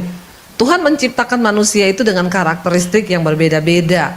Ya, yang namanya temperamen. Ya, saya nih koleris tinggi, api, merah. Suami saya itu flegmatik. Ya, dan memang paling cocok menikah itu ya yang koleris ketemu sama flegmatik. Orang-orang flegmatik itu paling banyak dijumpai di daerah Jawa, terutama Jawa Tengah, Solo, Semarang ya. Itu orang-orang flegmatik. Ya, yang kalau bicara itu halus ya. Marah aja, suami saya itu kalau marah dia bilang, "Say, aku boleh marah enggak?" Luar biasa kan? Marah permisi loh. Permisi, aku mau marah gitu ya. Dan saya bersyukur, tapi saya dilahirkan dengan warna merah di Sulawesi lagi. Jadi kalau mau cari orang-orang warna merah itu paling banyak daerah timur Sulawesi, ya Medan, Batak itu merah ya. Kalau ngomong kenceng, ya nadanya tinggi terus ya. Kalau nggak bisa turun, ya pokok itulah karakteristiknya. Dan ya mungkin karena kebanyakan makan cabai juga. Ya saya tadi sudah coba itu Medan Cia, itu pedes ya. Jadi ya, jadi karakter itu Tuhan itu sebenarnya baik ya, dia menciptakan itu semua bagus. Bukan berarti yang merah itu jelek. Kalau nggak ada orang merah tuh nggak ada pemimpin di dunia ini ya. Tapi kalau merah semua maka peranglah dunia ini terus ya. Bukan berarti yang hijau itu jelek ya, hijau itu baik, dia pendamai ya. Tetapi kalau semua orang hijau ya maka tidurlah seluruh dunia ini. Jadi Tuhan itu memperlengkapi, semuanya itu bagus. Dan akhirnya karakter saya ya dibentuk, apalagi ditambah dengan kepahitan, ya ditambah dengan sakit hati yang menumpuk. Saya tuh banyak menjumpai dalam pelayanan, ternyata banyak orang-orang Kristen yang sakit jiwa. Saya kalau bicara tentang sakit jiwa itu bukan berarti yang lari-lari di jalan, yang buka baju di jalan itu sudah jiwa. Itu banyak, mereka duduk di gereja setiap minggu tapi jiwanya sakit ya, tersinggungan, kepahitan, marah, emosian, itu sakit jiwa ya. Tapi kadang-kadang mereka tidak menyadari. Dan penting bagi kita untuk hari-hari ini menyembuhkan jiwa kita ini. Kenapa Bapak Ibu? Karena manusia itu terdiri dari tubuh, jiwa, dan roh. Tubuh ini kalau kita mati, langsung Alkitab bilang kembali menjadi tanah, busuk, dimakan ulat. Roh kita kembali kepada Allah Bapa yang mengaruniakannya. Kenapa dikatakan kita diciptakan serupa dan segambar dengan Allah? Karena kita punya roh, hembusan nafas Allah. Lalu jiwa ini kemana? Ya, jiwa ini yang nanti akan dihakimi. Karena jiwa ini berbicara tentang keakuan. Makanya Yesus berkata, jangan kamu takut kepada mereka yang berkuasa hanya membunuh tubuh, tapi tidak berkuasa membunuh jiwa di dalam neraka. Takutlah kepada Allah Bapa yang berkuasa membunuh baik tubuh dan jiwamu di dalam neraka. Tapi banyak orang Kristen tidak menyadari, di dalam jiwa manusia itu ada pikiran, perasaan, dan kehendak. Ini keakuan kita. Jiwa saya ini jiwanya Debbie. Ya, dan ini kita masing-masing jiwanya. Nah, ketika pikiran, perasaan, dan kehendak kita itu tidak diubah, makanya dikatakan berubahlah oleh pembaharuan budimu. Ini bicara tentang jiwa yang harus kita rubah. Ya, makanya Daud berkata, hai jiwaku, mengapa engkau tertekan di dalam diriku? Pujilah Tuhan, hai jiwaku. Ya, jadi Daud tubuhnya memerintahkan jiwanya untuk memuji Tuhan. Kita harus belajar mempraktekkan itu, Bapak Ibu. Ketika engkau jengkel, ketika engkau marah, ketika engkau tertekan, engkau harus berkatakan kepada jiwamu, hai jiwaku, jangan engkau gundah gulana di dalam diriku, pujilah Tuhan. Ya, supaya jiwa kita sehat. Ya, karena kalau engkau sakit jiwa tuh bahaya. Banyak orang akhirnya jadi troublemaker. Di mana-mana bikin keributan karena sakit jiwa. Tapi nggak ngaku dia kalau sakit jiwa. Dia nggak sadar. Saya dulu menikah dengan suami saya, ternyata saya masih membawa kepahitan dari masa lalu. Ketika saya dipukuli papi saya simpan jadi luka. Apalagi ketika saya diusir dari keluarga saya waktu saya jadi Kristen. Itu ternyata sangat mempengaruhi. Saya masuk dalam pernikahan, saya masih membawa luka batin. Ya, suami saya pada waktu itu kita ketemunya di gereja. Ya, saya sudah pelayanan, saya khotbah dari Makassar, saya ke kota Solo, saya khotbah di gereja tempat suami saya pelayanan. Jadi suami saya berharap dapat istri, waduh luar biasa ini, hamba Tuhan. Pasti ketemunya di gereja lagi. Jadi kalau berantem pasti haleluya kau, puji Tuhan. Iya apa ya? Ya di gereja kan ketemu pasti pakai bahasa roh kan. Kalau berantem dasar kau, ya itu yang ada di dalam benaknya dia. Berpikir ketemu hamba Tuhan pasti nikahnya luar biasa, berantemnya juga omongannya shalom. Ya ternyata pendeta juga punya rasa, punya hati. Jangan samakan dengan pisau belati. Ketika saya menikah masih membawa jiwa yang sakit, terluka, aduh itu berpengaruh dalam rumah tangga kami. Saya dulu kalau tersinggung saya marah, padahal saya sudah dapat suami sabarnya kayak begini loh. Untung saya dapat orang Solo. Kalau dapat orang Medan atau Sulawesi mungkin sudah cerai dari awal-awal. Ya karena dua-dua sakit. Tapi di sini tidak ada yang sakit jiwa, tidak ada, semuanya sehat, ya insya Allah. Lalu saya menikah dengan suami, masuk dalam pernikahan, saya sakit jiwa, ya suami saya salah bicara apa, saya tersinggung, saya marah meledak-ledak. Bukan cuma itu, saya kalau marah saya pukulin diri saya benturkan kepala saya ke tembok. Itu kan gila kan? Dan betapa tertekannya suami saya baru melahirkan waktu itu anak saya baru berapa hari, saya pergi dari rumah karena saya tersinggung dengan omongan kakaknya suami loh, bukan suami. Dengan omongan kakak ipar saya marah, saya tinggalkan rumah, saya pergi, HP saya matiin. Lah suami saya kan pasti tersiksa nyari saya, tapi saya senang kalau dia tersiksa. Itu orang sakit. Itu tanda-tandanya, susah lihat orang senang, lihat orang susah.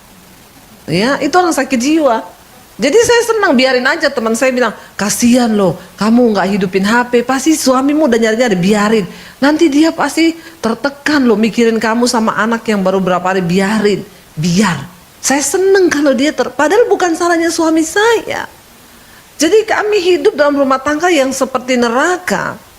Sampai akhirnya suami saya itu selalu ngomong kalau kita bertengkar, ya dia tuh selalu ngomong, "Say, kayaknya kamu itu masih punya luka batin." Saya marah. Kamu tahu apa? Saya ini hamba Tuhan ya. Saya doakan pelepasan orang luka batin loh. Saya lepaskan orang kepahitan loh. Jadi kamu jangan coba-coba ngomong saya ini sakit jiwa. Marah saya, saudara. Ya, Yesus datang bukan untuk orang sehat, tapi untuk orang sakit.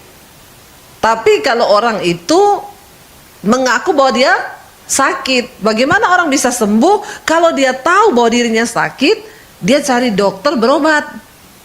Masalahnya banyak orang tidak tahu kalau dia sakit. Dia pura-pura sehat, padahal sakit. Ya, harusnya kita mengakui kalau kita ini sakit, kenali tanda-tanda sakit jiwa.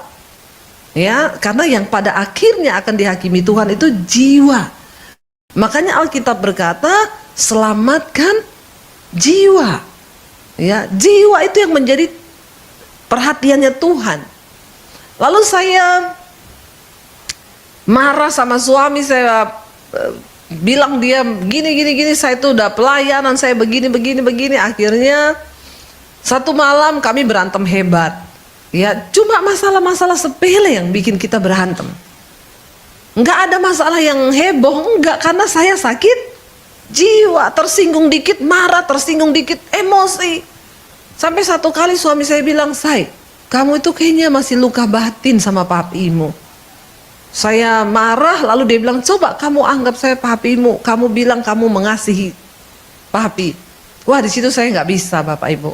Saya berontak, lalu suami saya ambil gitar, dia nyanyi, kami berdoa, ya berjam-jam suami saya berdoa buat saya manifest, dan setelah itu ya dia nyanyi pujian, kasih dari surga memenuhi tempat ini. Dia layani pelepasan saya, dan setelah itu baru dia bilang, "Coba kamu lihat aku, anggap aku papimu, bilang bahwa kamu mengasihi papi." Baru di situ saya bisa lihat suami saya, ya, lalu saya peluk dia, saya bilang, "Saya sayang sama papi, saya mengasihi papi, saya lepaskan pengampunan buat papi." Dan di situ luka batin saya disembuhkan Tuhan. Dan apa yang terjadi ketika saya sembuh, karakter saya berubah. Saya nggak pernah lagi emosi yang meledak-ledak. Saya nggak pernah pukul diri saya nggak pernah benturkan kepala saya ke tembok, saya nggak pernah pergi dari rumah kalau ribut. Jadi ternyata jiwa yang sakit itu sangat mempengaruhi karakter kita. Makanya Alkitab berkata, ibadah yang sejati itu mempersembahkan tubuh. Dan berubahlah oleh pembaharuan budimu. Apa yang bisa merubah? Apa yang bisa menyebabkan kita ini budinya berubah? Ya, pembaharuan budimu itu firman. Waktu kita baca Alkitab, Alkitab bilang kan firman Tuhan itu memang bermanfaat untuk menyatakan kesalahan, untuk menegur orang, bahkan untuk memperbaiki kelakuan. Ya, firman Tuhan itu pelita bagi jiwa kita. Waktu kita belajar melakukan firman, kita baca Alkitab, ya, bahkan firman itu memerdekakan. Saya mulai diubahkan Tuhan. Ya, saya mulai terus diubahkan Tuhan. Ya, karena memang bahaya, ya ibu-ibu, ternyata banyak sekali konflik yang terjadi dalam kehidupan kekristenan. Itu karena orang-orang yang masih sakit jiwa. Baik itu dalam rumah tangga, persoalan antara mertua dengan menantu, ipar dengan saudara, itu semua terjadi karena banyak orang yang sakit jiwa. Tapi tidak banyak yang menyadari akan hal itu. Ya, dan kalau kita semua menjadi pelaku firman, maka saya percaya ya hidup ini akan diubahkan Tuhan. Saya pernah layani di retreat wanita, tiba-tiba ada satu orang ibu dibawa oleh para pendoa kepada saya. Mereka bilang, "Bu Debbie, doakan Bu ibu ini." Kalau saya lihat model ibu itu, saya nggak mau berdoa buat dia. Tapi ya saya lihat sih usahanya para pendoa yang sudah membawa dia. Ya, dia dibawa ke saya. Dia itu modelnya begini, ngeliatin saya sambil gini. Jadi saya tanya, "Ini ibu mau didoakan?" Mereka bilang, "Iya Bu, tolong Bu." Tapi lihat modelnya, saya nggak mau sebenarnya berdoa, karena kan orang itu kalau mau didoakan kan ya kelihatan ya. Tapi ya udahlah, saya bilang, "Oh ya udah," karena mereka bilang, "Tolong." Yaudah saya berdoa, saya juga berdoa ya seasalnya aja ya. Karena dalam hatiku ini orang nggak mau didoakan juga, ngapain dibawa ke depan. Tapi ya sudah, saya bilang, "Roh Kudus jamah dia, biar Roh Kudus yang beracara." Waktu saya tumpang tangan, dia jatuh, dia menggelepar. Waduh, saya nggak pernah lihat yang kayak begini. Dia menggelepar, benar-benar menggelepar. Lalu para pendoa itu datang, ya dia ditengking dalam nama Yesus. Wah, semakin menjadi dia menggelepar. Saya lihat ini udah nggak beres nih ibu ini. Jadi saya datang, saya bilang sama pendoa, nggak usah ditengking, minggir. Mereka semua minggir, saya bisik di telinganya. Tiba-tiba ibu ini diam. Terus pendoa tanya, ibu tadi ibu bisik apa ya? Saya bilang mau tahu atau mau tahu banget. Terus, iya bu mau tahu, bu mau tahu banget. Kasih tahu nggak ya? Mereka udah tengking, dia nggak berhenti, malah tambah. Semakin banyak yang datang, semakin menggelepar. Tapi waktu saya bisik, dia langsung diam. Saya bilang, itu bukan setan. Jadi ibu nggak usah tengking. Ya kalau setan tuh kita tengking lah. Terus ibu tadi bisik apa? Mau tahu nggak saya bisik apa sama dia? Bu, nggak usah alay lebay, berhenti. Alay lebay. Karena sakit jiwa. Dia cari perhatian. Akhirnya dia langsung berhenti. Setelah makan siang, saya panggil ibu itu datang. Bu, sini duduk sama di meja saya. Ibu kenapa? Ya, ada apa dengan jiwamu? Lalu dia cerita, saya itu bu, sejak saya menikah dengan suami saya itu tidak pernah bahagia bu. Oh, ya kenapa? Suami saya itu selingkuh, dia begini, dia nggak pernah kasih saya duit, saya cari duit sendiri, saya pontang-panting, dia nggak pernah mengasihi saya. Ya, sampai terakhir waktu saya hamil anak yang ketiga, jadi saya tanya, ibu tidak bahagia dengan suami? Kenapa anak sampai 3? Nggak bahagia anak 3 loh. Kalau bahagia berapa itu? 12. Untung nggak bahagia ya. Orang itu kadang kalau ngomong ya, nggak bahagia anak 3 ya. Lalu dia bilang waktu saya hamil anak yang ketiga bu, dia ngaku sama saya dia punya perempuan lain. Dia minta uang, dia mau pergi. Saya bilang, kamu itu loh, kamu nggak takut sama Tuhan. Nggak ada yang saya takuti di dunia ini, termasuk Tuhan. Terus ya udah dia ambil uang saya, dia pergi bu begitu. Terus saya tanya, terus setelah itu nggak berapa lama bu, saya dikabari itu tabrakan. Lalu saya cepet-cepet datang bu, saya datang. Maaf ya bu, kepalanya pecah. Terus saya bilang, tapi puji Tuhan masih hidup ya. Enggak bu, mati bu. Saya lebih bingung lagi. Kenapa? Karena saya pikir, jadi ibu dari tadi cerita kepahitan ini sama suami ibu, dan suami ibu itu sudah mati, sudah bu, sudah 11 tahun yang lalu, dan itu masih kepahitan sampai sekarang. Saya bu kalau ingat dia, saya bilang mampus kau sampai di neraka jahanam. Astagfirullah, subhanallah bapak ibu. Ada manusia begitu, makanya modelnya ibu itu. Saya bilang gini, saya yakin anak pasti tidak mau deket sama kau.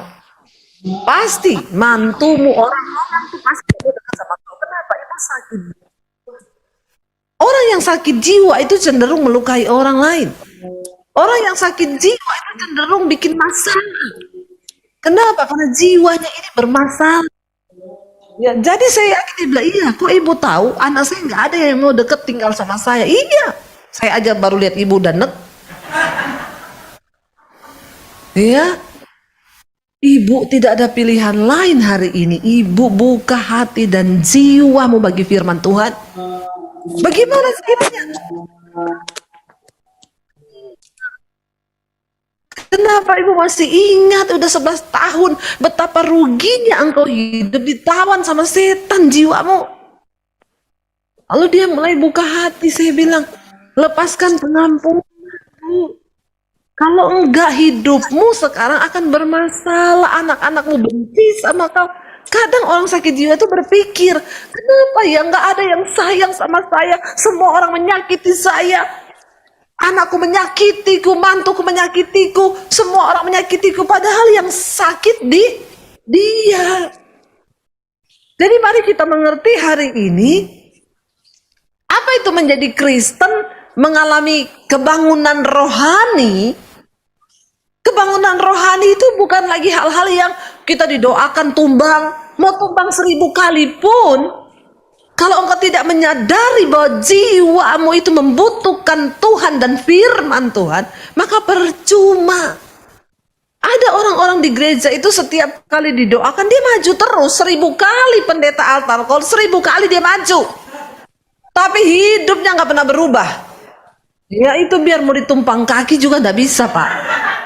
Ya, jangankan tumpang tangan, tumpang kaki juga nggak bisa, karena dia tidak menyadari Ya, mari kita menyadari bahwa aku perlu disembuhkan. Kalau ada kepahitan, ada luka batin, kekecewaan, itu buang semuanya.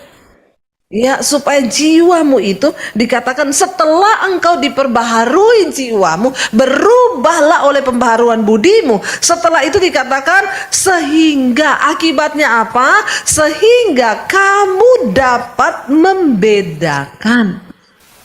Waktu jiwa kita diperbaharui, waktu pikiran kita diisi oleh firman, maka hidup kita berubah, kelakuan kita berubah, berubahlah oleh pembaharuan budimu, sehingga kamu dapat membedakan manakah kehendak Allah, apa yang baik, yang berkenan, dan yang sempurna. Kenapa kita ikut Tuhan? Kenapa kita datang ke gereja? Kenapa kita baca Alkitab? Supaya kita tahu apa yang namanya kehendak Tuhan. Seorang Kristen yang berhasil itu bukan waktu usahamu berkembang. Engkau ikut Tuhan berhasil bukan ketika depositmu di rekening nambah di bank, bukan ketika rumah 1 jadi 3. No. Kekristenan yang berhasil itu adalah ketika engkau mengerti kehendak Tuhan atas hidupmu. Itu namanya engkau dapat hati Tuhan. Tapi kita nggak mungkin bisa mengerti kehendak Tuhan kalau jiwa ini belum diperbaharui. Nggak bisa engkau mengerti, ya. Makanya Yesus ketika berbicara dengan Nikodemus, siapa Nikodemus? Nikodemus itu ahli, ya. Dia itu salah satu anggota Sanherid pada zamannya yang terpilih dari orang-orang, ya, Farisi. Dia menguasai segala ilmu agama, dia punya pengetahuan yang tinggi, mereka dari kalangan orang-orang terdidik. Tapi ketika dia ketemu Yesus, Yesus bilang engkau harus dilahirkan kembali. Dia bilang, hah? Aku udah tua, bagaimana mungkin aku masuk ke dalam rahim ibuku? Tuhan bilang engkau tidak memahami apa yang aku maksud. Ketika seseorang jiwanya belum diterangi oleh firman Tuhan, dia tidak akan mengerti apa yang Tuhan sampaikan. Makanya banyak orang Kristen masuk keluar gereja, duduk puluhan tahun di gereja, tapi hidupnya nggak berubah. Karena engkau belum membuka jiwamu bagi Tuhan. Waktu kita buka hidup kita bagi Tuhan, kita diubahkan, firman Tuhan ambil alih hidup kita, barulah kita bisa mengerti kehendak Tuhan. Ketika kita mengerti kehendak Tuhan, itu yang wow. Bukankah semua kisah di Alkitab Abraham, perjalanan hidupnya itu adalah sebuah perjalanan tentang mereka melakukan kehendak Tuhan.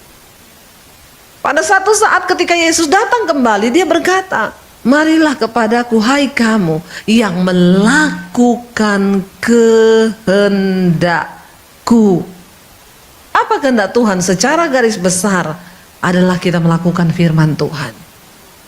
Makanya banyak orang datang, Bu, saya tuh kepahitan sama mertua saya berantem sama dia, Bu. Saya bilang kamu harus mengerti kehendak Tuhan. Apa kehendak Tuhan? Perdamaian. Kalau sekira-kira hal itu bergantung kepadamu, hiduplah damai dengan semua orang. Tapi bagaimana caranya, Bu? Lepaskan pengampunan. Tapi saya sudah berusaha untuk melepaskan pengampunan. Saya sudah berdoa buat mereka. Tapi apa yang saya alami, Bu? Terus mereka menyakiti saya. Saya bilang berarti kamu belum lulus. Lalu dia tanya, bagaimana caranya? Bagaimana saya tahu saya sudah lulus? Kamu mau tahu bagaimana kamu lulus? Kalau mereka melakukan yang buruk kepadamu dan kamu sudah tidak terluka, itu artinya kamu sudah lulus ujian. Tapi kalau kamu masih terluka, berarti jiwamu masih bermasalah. Iya kan? Diperlukan orang-orang yang jiwanya sehat hari-hari ini, ya, supaya kita ini bisa memenangkan banyak jiwa. Bapak Ibu, di luar sana begitu banyak orang yang sedang berjalan menuju kebinasaan. Sebenarnya cuma satu, karena jiwanya itu nggak ketemu Tuhan. Kalau kita ketemu Tuhan, luar biasa. Bahkan ketika orang memperlakukan kita tidak baik, orang fitnah kita bisa hanya tertawa dan berkata, oh enggak apa-apa, maklum ya. Banyak orang-orang yang sakit jiwa. Tapi kalau jiwamu sehat, nggak ada satu pun di sekelilingmu yang bisa lagi mengusik itu. Karena jiwamu dikuasai oleh firman Tuhan. Persembahkanlah tubuhmu sebagai persembahan yang hidup, dan berubahlah oleh pembaruan budimu. Itu yang namanya kebangunan rohani. Waktu hidupmu diubahkan. Makanya saya mungkin pendeta yang berbeda, Pak, di Indonesia. Karena saya mengajarkan dalam prinsip pelayanan saya, jangan cari-cari pendeta. Kamu punya masalah, cari Tuhan. Jangan cari pendeta. Tidak ada pendeta hebat. Yang ada itu Tuhan yang hebat dengan imanmu yang hebat. Itu yang saya ajarkan. Kenapa? Jangan titip-titip doa. Ya, datang sendiri kepada Tuhan karena kamu punya hak istimewa untuk berjumpa Tuhan. Kenapa saya mengajarkan seperti itu? Karena supaya engkau bertemu Tuhan secara pribadi. Waktu engkau ketemu Tuhan, waktu engkau mencari Dia, Tuhan memberikan dirinya untuk ditemui. Ketika orang berjumpa dengan Tuhan, jiwamu dijamah, engkau mengalami perubahan hidup. Tapi kalau engkau cuma titip-titip doa sama pendeta, sorry aja. Ya, saya selalu bilang, Pak, nggak ada. Makanya ibu-ibu, apalagi ibu-ibu datang, Bu Debbie titip ya, doakan suami saya. Enggak, saya enggak mau berdoa buat suamimu. Ya, kenapa? Saya enggak mungkin menangis buat suamimu, ibu. Karena saya tidak mencintai suamimu. Ya titip ya Bu, namanya Bambang. No. Ya, saya tidak mungkin berdoa buat suamimu. Apalagi kalau saya berdoa misalnya di rumah sambil menangis, Tuhan, Bambang Tuhan. Lah suami saya lewat, dia tanya, siapa itu Bambang? Yang ada malah rumah tangga kami hancur gara-gara saya berdoa buat suami ibu. Ya, tidak ada titip doa, tidak ada. Ingat ketika Yesus menderita, dia dicambuk, dia mau disalib.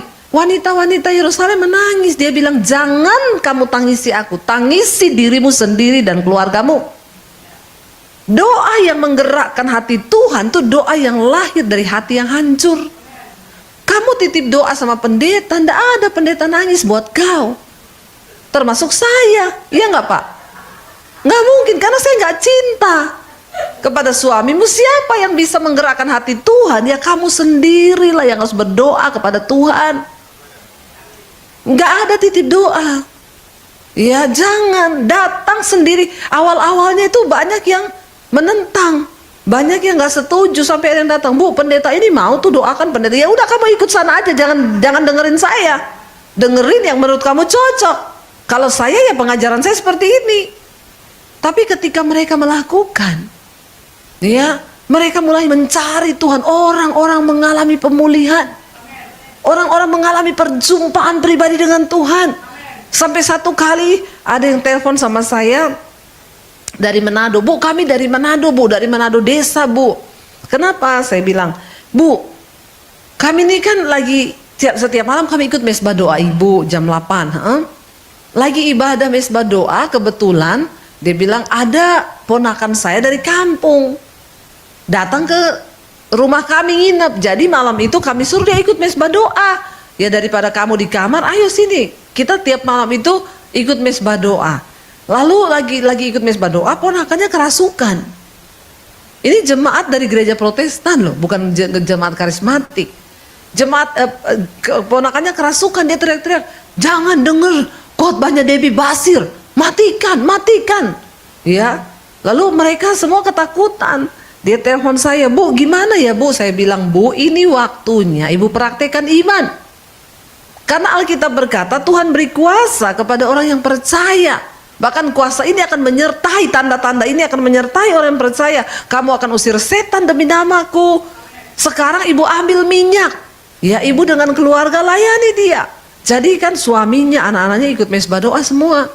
Mereka ambil minyak, ya ponakannya itu lagi menggelepar. Mereka sama-sama doakan ditengking, dalam nama Yesus, darah Yesus, segala setan aku ikat, patahkan, hancurkan. Karena mereka sudah mengikuti khotbah-khotbah saya. Setelah itu mereka telepon saya, mereka bilang, Bu, luar biasa ya, Kami seumur hidup baru kali ini mengalami yang namanya ketemu orang kerasukan. Terus tadinya kita takut, Bu. Tapi ya kita ingat, ibu bilang jangan takut. Saya bilang iya, setan itu cuma membawa roh ketakutan. Kalau engkau takut ya dia seneng. Tapi kalau engkau nggak takut ya dia kalah. Lalu mereka layani sampai ponakannya ini kelepasan. Dan mereka bilang, wow Bu, kami mengalami pengalaman pribadi dengan Tuhan. Yes, selamat. Dulu kalau ada begitu kan cari pendeta, dibawa ke pendeta. Sekarang bertempurlah sendiri dengan imanmu. Dan akhirnya mereka mengalami perjumpaan pribadi. Saya bilang, ibu, di sekelilingmu masih banyak orang yang terikat dengan setan begitu. Nanti ibu akan temui keluargamu, saudaramu. Itu bukan cara kebetulan Tuhan kirim jiwa ke rumahmu. Kan kalau dipikir cuma orang datang nginap ponakan dari kampung. Ternyata kan itu jiwa yang harus dilayani. Pelayanan itu bukan berarti semua harus berdiri di mimbar. Saudara ketemu dengan orang siapapun, engkau doakan dia mengalami pemulihan. Engkau sudah selamatkan satu jiwa. Makanya hari-hari ini ya banyak yang bertanya kepada saya di Jakarta, ibu buka gereja kapan Bu? Kami mau pindah ke gereja ibu. Saya bilang enggak, sudah banyak gereja. Apalagi di Jakarta, satu mall ada 5 sampai 10 gereja. Ya bisa salah masuk tuh jemaat. Saya bilang saya enggak buka gereja. Ya gereja saya di YouTube saja. Apa yang sedang Tuhan suruh kepada kami, ya? Kami sedang membangun sebuah sekolah Alkitab di Bandungan, di Semarang. Dan karena satu hal saya dapatkan, Tuhan tuh berkata begini, gereja di akhir zaman hanya berbicara tentang tuaian. Tapi yang menjadi warning yang Yesus bilang, memang tuaian banyak tapi penuai sedikit. Persiapkan penuai di akhir zaman. Lalu Tuhan itu taruh di hati saya untuk saya bikin sekolah ini hanya 6 bulan. Sekolah misi, kami nanti akan sekolahkan orang-orang dari kampung, mereka yang miskin, gak punya uang, mereka ya kalau Tuhan yang menyuruh maka Tuhan yang mempersiapkan. Puji Tuhan, ya kami kejar bulan Juli ini selesai, Agustus kita sudah mulai sekelas untuk 100 orang setiap anak. Dan saya melihat bagaimana Tuhan bekerja. Kenapa Bapak Ibu? Karena kami rindu Indonesia. Kalau kita masuk sampai ke desa-desa itu banyak yang sudah dihijaukan. Toraja, Manado, ya banyak sekali. Nah kalau bukan kita yang berpikir, nah saya mau sampaikan hari ini, yang Tuhan taruh di hati saya hari-hari ini, persiapkan penuai. Saya mau bicara kepada Bapak Ibu yang ada di sini, engkau nggak perlu sekolah Alkitab untuk menjadi penuai. Engkau nggak perlu dilantik jadi pendeta dulu. Ketika jiwamu dipulihkan Tuhan, hidupmu diubahkan, maka engkau pergi di sekelilingmu itu banyak sekali jiwa. Engkau ketemu saja temanmu di tempat kerja lagi murung, tertekan. Engkau tanya, datang rangkul dia, kenapa? Ya kamu beban berat, kamu mau nggak saya doain? Tuaian itu menguning. Ya saya ini, ya dimanapun saya rindu untuk menceritakan tentang Tuhan. Dan hari-hari ini saya mendengar banyak kesaksian di Jakarta, orang-orang mengalami perjumpaan pribadi dengan Tuhan. Di akhir zaman, lewat tayangan mesbah doa, mesbah syukur setiap hari di YouTube, ya saya melihat orang-orang dijamah Tuhan. Kemarin kami bikin, ya setiap bulan sekali saya ada ibadah mesbah doa onsite di Jakarta, hampir 1000 yang datang.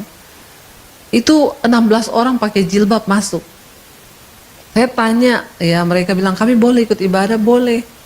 Kami sering dengar khotbah ibu di YouTube, enggak apa-apa ya, enggak apa-apa. Ya dan saya percaya penuaian sedang terjadi. Tapi mari kita jangan hanya jadi penonton. Kalau Bapak Ibu pengen dapat mahkota kehidupan, ayo selamatkan jiwa. Waktu engkau menghadap Tuhan, Tuhan tidak tanya berapa depositmu. Dia tidak tanya berapa rumahmu di bumi. Yang akan Tuhan tanyakan berapa jiwa yang sudah engkau bawa bagi kerajaanku. Yes. Makanya bilang pada Tuhan, pakai hidupku Tuhan. Untuk menangkan mungkin keluargaku, mungkin iparku, bawa mereka dalam doa. Orang-orang yang kau temui di sekelilingmu. Ya, saya di pesawat pernah, saya naik pesawat, ada ibu-ibu duduk di samping saya. Waktu duduk, dia pamer sama saya. Ya, saya tanya, ibu dari mana? Dari sini. Oh, saya ini sudah keliling dunia, Bu. Saya ke sini, ke sini, ke sini. Saya bilang, oh, berarti ibu bahagia banget ya. Anak saya tadi baru dari kota ini karena anak saya itu dia kerjanya minyak. Saya bilang, licin dong ya, Bu ya. Licin. Dia pamer, ya ini nanti saya mau ke sini lihat cucu di luar negeri semua. Saya bilang, berarti ibu hidupnya bahagia banget ya, Bu ya. Puji Tuhan ya, bahagia ya. Tiba-tiba dia diam. Ya, dia bilang, saya ini dari kota ini, Bu. Sebenarnya saya menghadiri persidangan perceraian anak saya. Terus saya bilang, oh yang minyak itu, licin itu, iya. Bercerai, padahal anak-anaknya sekolah di luar negeri, masih membutuhkan kasih sayang, tapi ini orang tuanya bercerai. Lalu dia mulai cerita, anak saya juga yang di sini hidupnya hancur begini. Saya baru tahu, ya ternyata banyak orang itu yang dibalut dengan hal-hal yang di luar kelihatannya bahagia. Ya padahal di dalam tuh hancur dan kropos. Dan setiap orang tuh pasti punya cerita. Akhirnya saya mulai ngobrol dengan dia, saya bilang, Bu, ibu percaya kepada Tuhan, yang paling manusia butuhkan di dunia ini adalah Tuhan. Dan dia bukan Kristen. Saya bilang, Bu, saya bersaksi kepada dia, saya itu dulu dari seberang. Saya ketemu Tuhan Yesus, saya cerita gini. Dia dengerin kebahagiaan hidup dalam manusia itu. Bu, kenapa anak ibu kaya raya tapi hidupnya hancur? Karena jiwa mereka kosong, tidak punya Tuhan. Lalu dia mulai menangis. Akhirnya saya rangkul, saya bilang, ibu, saya mau berdoa buat ibu. Ibu mau? Terima kasih, Bu. Saya doakan di pesawat, dia nangis sampai saya takut nih pramugari pikir saya apain dia ya. Tapi ya sudah, dia mengalami lawatan Tuhan. Setelah itu ya saya kenalkan diri, saya ini pendeta. Oh terima kasih ya ibu. Ibu di Jakarta tinggal di mana? Di daerah ini. Ibu kalau ada gereja ibu cari gereja. Iya, tetangga saya banyak yang Kristen, Bu. Saya sering diajak ke gereja. Ibu tinggal sendiri ya? Iya. Anak-anak saya semua tinggal di kota lain. Ya udah ibu cari Tuhan. Iya, Bu, nanti kalau saya sampai di Jakarta saya mau ke gereja. Tetangga saya ngajak terus tapi saya nggak pernah mau. Tapi tadi ibu ngobrol dengan saya, iya Bu, saya bilang anak-anak ibu perlu Tuhan. Siapa yang akan membawa mereka? Kalau ibu sudah ketemu Tuhan, ibu bisa membawa mereka untuk ketemu Tuhan. Dan dia nangis hari itu, dia mengalah kasih, Bu. Saya rasa jiwa saya hari ini bisa plong. Kadang orang itu bingung, dia mau nangis di mana, dia mau taruh di mana semua persoalan hidup yang menekan di dalam jiwa. Engkau ke psikiater cuma dikasih obat supaya tenang, tidur. Tapi ketenangan yang sejati itu ketika jiwamu dipenuhi dengan Tuhan. Bahkan ketika ada Tuhan dalam jiwa kita, di tengah badai pun